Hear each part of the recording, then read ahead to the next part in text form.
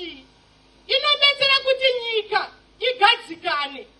Taona kuti tiri kupedza nguva yokudevelopa nyika. Tiri kupedza nguva yokuti nyika yedu